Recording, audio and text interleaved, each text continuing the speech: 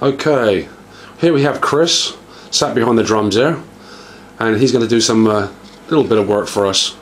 So we're going to ask him, what sort of styles do you technically do? The styles I do normally are rock, classic rock, progressive, bit of jazz, bit of blues, and sometimes I dabble in just a teeny weeny bit of heavy metal, but not an awful lot. But today I'm going to try and show you a bit of rap and a bit of sort of hip hop if I can.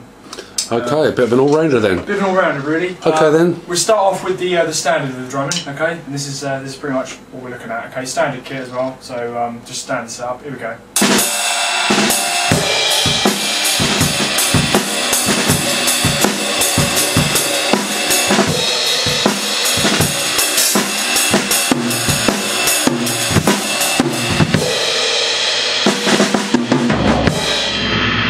That's just your standard beat sort of thing going on there. Okay. If you want to get a bit more technical, you can get a bit more technical. Usually I find, rather than reading drum music or you know, just sort of like, I just try and work off of other drummers that I've seen. I'm very influenced by other drummers. Could you name any at all? Yeah, I can indeed. Obviously you got the two classic, well, I think everyone probably says these guys because they're just the most legendary sort of drummers of our time. And well, when I say our time, you know, just in general really, you got John Bonham and Keith Moon. They are the drummers of the drummers. But then there's a lot of drummers that don't normally get sort of noticed. There's a lot of independent session drummers that people have never even heard of. People like Benny Greb and Thomas Lang. They do a lot of independent session work for different various musicians. And then you've got drummers that are good drummers, but they go unnoticed because their talent doesn't stand out as much as people like John Bonham. And those sort of people are people like Ringo Starr, I'd say both Roger Taylor's. Well, there is a little bit of a difference there with Ringo Starr, as you just mentioned, because obviously he's still alive. He is still alive indeed, yes, of course, but I'm not sort of, you know, whether they're dead or alive now, just... Yeah, their work still stands as itself. The work as itself, of course, yeah. So, you know, you got people like, say, Ringo, you got the two Roger Taylors, and there's other drummers, you know, who sort of, they're just not... You know, they're in the background. You know, I mean, really good drummers for me. You know, people like Charlie Watts even. You know, he's never really noticed, but he's there keeping the beat for the Stones. So without him, where would they be? Yeah, world's biggest band. Well, indeed they are. So, but anyway, he sort of goes more for jazz. But you know, he's sort of like. You know,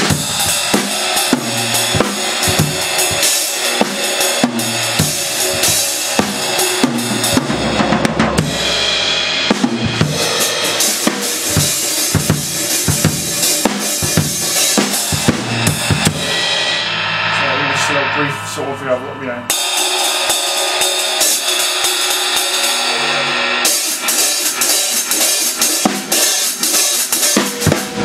Something like that, you know, anything like that going on. So your techniques then? My techniques. How you hold the sticks? Like, is there any hold the sticks. Well, there's different types of holding sticks. You can, you know, I mean, usually I'll find with the left hand on the snare. I mean, some drummers, different drummers, you know, play different things. But I always find if you're a drummer where you use your left hand to play the snare, I always find a nice sort of, you know. Yeah, that usually does the job there, you know, just hold it steady. But if you're a jazz drummer, or you like to play a bit more tamer, you know, sometimes you hold the stick like this, so it gives like a nice... You know, and there's a lot of famous old-time drummers out there. People like, well, a classic drummer I haven't mentioned actually, Buddy Rich. People of his stature, of course, they like to drum sort of like, you know...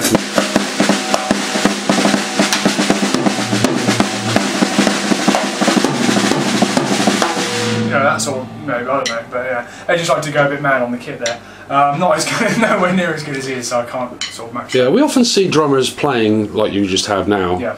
Using the sticks, but we very rarely actually see the old foot pedal in action. So the foot pedal never usually gets an action. I'm not too sure if you can probably see it because of the fact that it's pretty dark in the room, but we can try and have a look at it. See, I'm using very rarely ever seen. Very rarely ever seen. I'm using two pedals. Okay. So you've got your standard pedal there where you can go, you know, but then it's always nice to have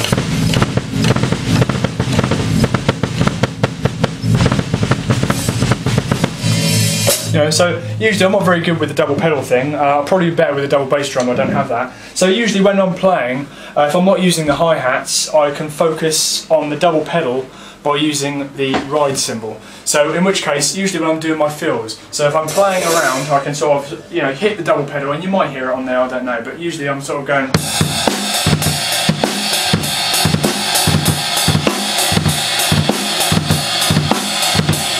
Yes, certainly got that. Yeah. Or indeed, you know, if I'm doing a fill, I can go.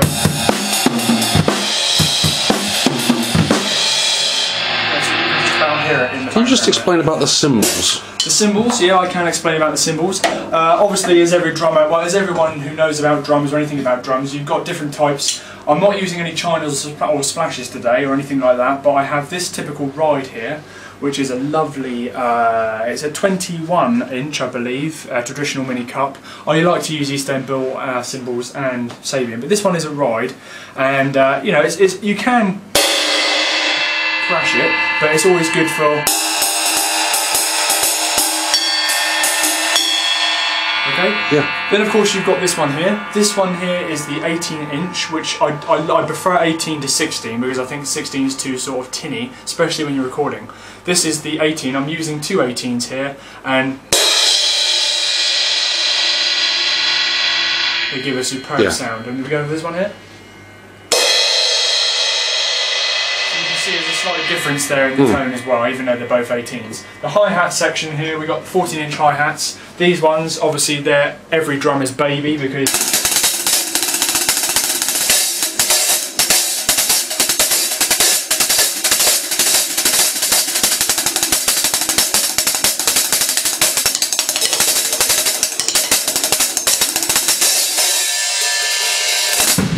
of course, that is obviously foot operated as well. That's obviously foot operated as well, so it blends in with the foot pedal there. Obviously, more sort of like technical drummers use other pedals for other such things. Can you give us a demonstration of the? Obviously, we can't film the actual because we can't quite get in there. Get into the foot. No, you can't. But we can sort of. What would you like to see? Would you like just to see the footwork going on? I can move this out of the way. Yeah, sure. Okay. Oops, we can. Okay, so we can get down there on the old hi-hat. Okay. So basically, if you've got a closed hi-hat, okay, you're just going to get a sound. But if you open the hi-hat up, you can then use the foot pedal. The foot pedal will enable it to enable the, you know, to get that. So when you're playing, okay, and then if you use the foot pedal and lift your foot off, you've got.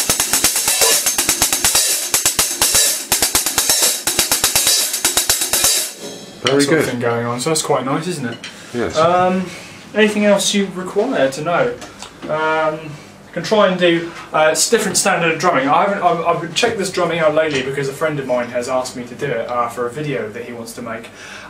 It's like I like to call street drumming. You know, you sort of see like Jojo Mayer play it sometimes. I'm not very good at it, so I'm just starting out. But this is pretty much what it is.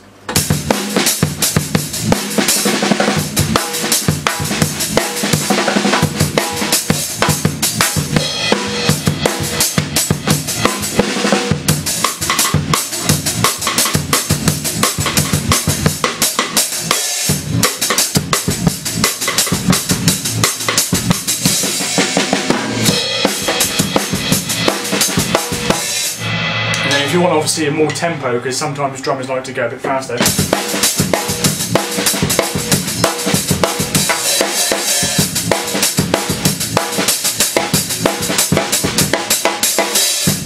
Something like that, anything like that really. So that's always good. But for me, there are so many different types of drumming. You know, like I said, I've told you at the start the types of drumming I like.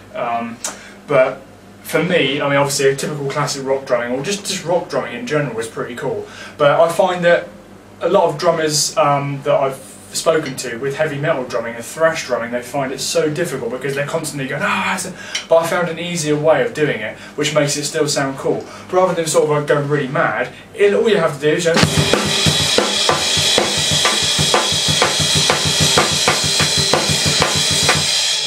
but it can be even easier than that. You know, you don't even have to go really mad with the bass drum foot pedal, as I just going on there. You don't even have to go, you know. But sometimes you can have a different drum where you just go. You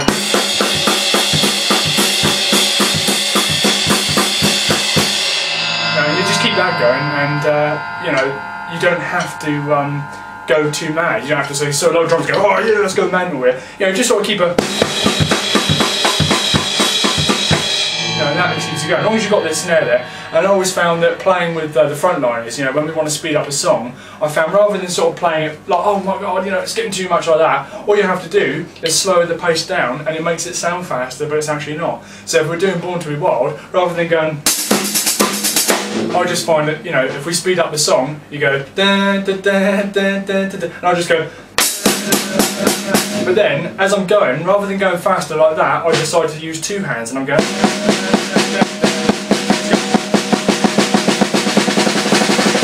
And you can get faster like that. Also, when we do Freebird, to speed up the song, I always find to go fast. You know, if you can understand what I'm saying, I can always find to go fast just by sort of like speeding up a bit. You know, like that. Anyway, any other questions? Well, just let's give us a little twirl of what you can do. Okay, no worries. Anything that comes into your head. Okay, yeah, no problem. And we'll finish off with that then. Thank you very much. Well, I've actually been trying to do the Rosanna song, but I keep buggering it up. But anyway, this is a little shuffle for you.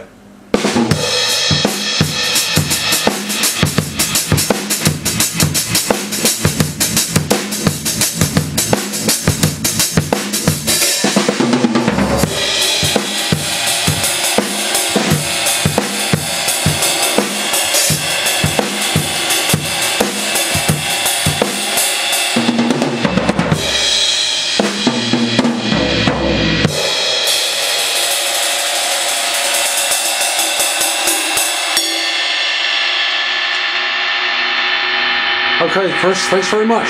Thank you. See you again soon. Cheers. Bye. Bye.